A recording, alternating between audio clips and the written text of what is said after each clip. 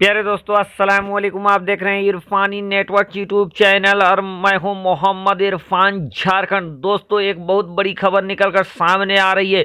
जी हां दोस्तों, उत्तर प्रदेश वालों ने, अयोध्या वालों ने देखा अल्लाह का एक बहुत बड़ा करिश्मा, जिसको जानकर सुनकर हैरान रह जाएंगे आप दोस्तों। और मुसलमानों के लिए बहुत बड़ी खुशखबरी इस समय निकलकर सामने आई है अयोध्या के अंदर, उससे उत्तर प्रदेश के अंदर से, जिसको देखने के बाद, जिसको सुनने के बाद दोस्तों इंसानों को ये लग रहा है कि अल्लाह का करिश्मा है, ये अल्लाह की अदालत का फैसला है और कुदरत ने वो करिश्मा दिखा दिया है जिसके बारे में लोग और पूरी दुनिया के मुसलमान चाहते थे कि कुदरत कुछ ऐसा दिखाए जिससे ये पता चल जाए कि अल्लाह के घर को तोड़ना, अल्लाह के घर को शहीद करके वहाँ पर कुछ दूसरे मजहब के लिए कुछ नई तामीर करना कितना गलत होता है। और दोस्तों, मुसलमान जो चाहते थे उसी के अनुरूप कुछ ऐसा हो रहा है अयोध्या के अंदर, जिसको अयोध्या के लाखों करोड़ों लोगों ने अपनी आंखों से देखा है और अब दुनिया भर के लोग इसको देख रहे हैं, सुन रहे हैं। तो क्या है बड़ी खबर दोस्तों, आगे हम बताने वाले हैं। उससे पहले दोस्तों आपसे कहेंगे कि इस चीज को देख सकते हैं, इस तामीर को देख सकते हैं, इस बुलंद इमारत को देख सकते हैं।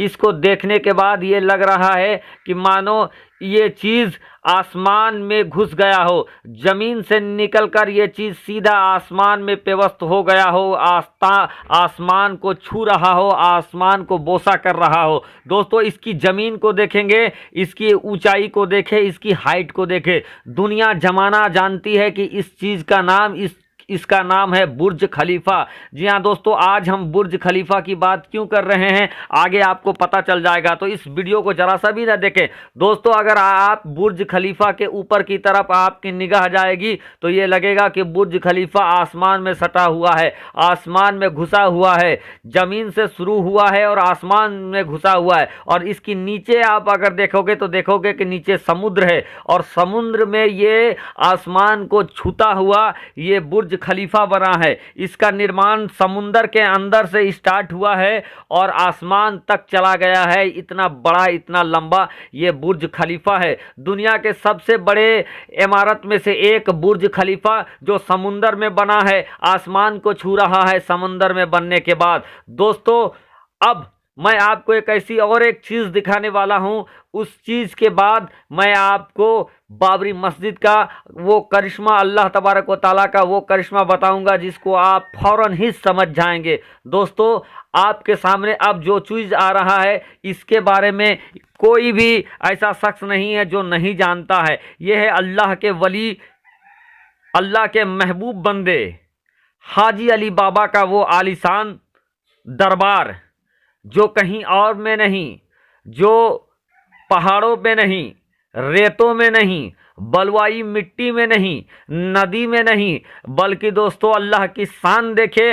अल्लाह के इस वली का जो आस्ताना है, अल्लाह के इस वली का जो दरबार है वो समुंदर में बसा है, समुंदर में बना है। दोस्तों, मुंबई महाराष्ट्र में स्थित ये हाजी अली बाबा का दरबार पूरी दुनिया में अपने चमत्कार, अपने करिश्मे के लिए और अल्लाह के कुदरत के लिए जाना जाता है, माना जाता है। और दुनिया भर के लोग आते हैं और इस चीज़ को देखते हैं कि कैसे समुंदर के अंदर हाजी अली बाबा का दरबार मौजूद है।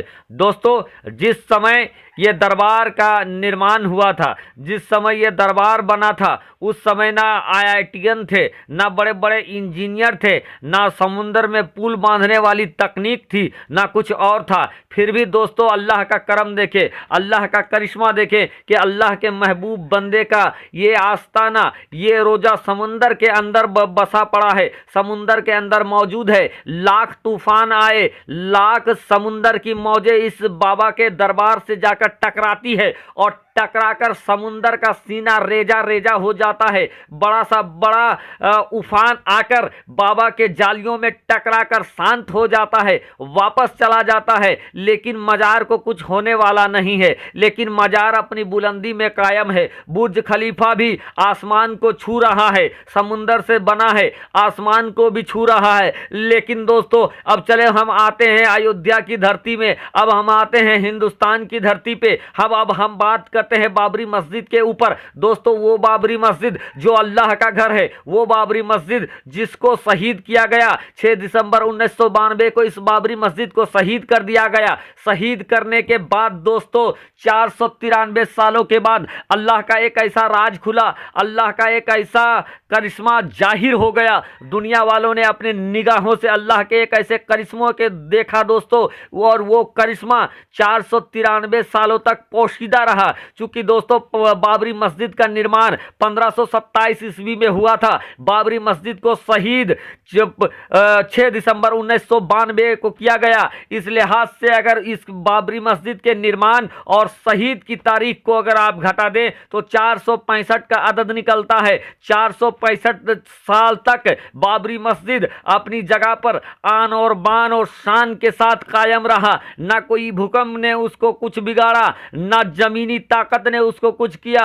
बुलंदी के साथ महलनुमा बाबरी मस्जिद खड़ा रहा। लेकिन 493 सालों के बाद 2020 में एक ऐसा करिश्मा सामने आ गया दोस्तों, जब कुदरत ने अपने करिश्मे को बेपर्दा किया तो लोगों के आंखें फटी की फटी रह गई। अयोध्या वालों ने अपनी आंखों से देखा, यूपी वालों ने अपनी आंखों से देखा, पूरा भारत के लोगों ने अपनी आंखों से देखा, और अब सोशल मीडिया के जरिए पूरे दुनिया के लोग अपनी आंखों से देख रहे हैं कि जिस अयोध्या के अंदर बाबरी मस्जिद 465 सालों तक जिस जमीन में कायम रहा, उसी जमीन के अंदर से दोस्तों जब उस जमीन के अंदर 493 सालों के बाद खुदाई हुआ तो वहां निकला, उस जमीन के अंदर सरापा नदी निकल गया, उस जमीन के अंदर खोखलापन निकल गया, उस जमीन के अंदर रेती निकल गया, जिसको आज के बड़े बड़े आईआईटीएन और आज के बड़े बड़े इंजीनियर ने कहा कि यहां नॉर्मल तौर पर किसी भी तरीका का निर्माण नहीं हो सकता है।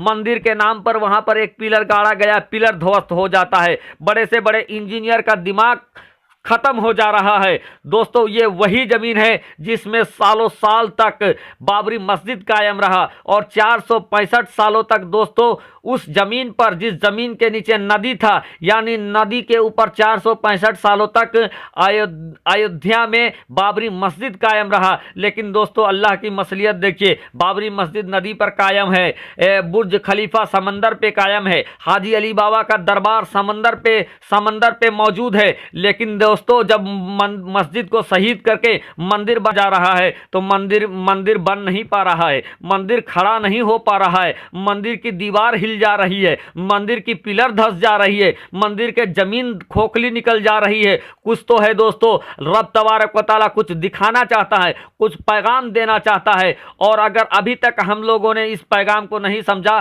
तो हम लोगों के लिए खसारा होगा, और अगर हम लोग समझ गए दोस्तों तो हमारी जिंदगी कामयाब हो जाएगी। आप कमेंट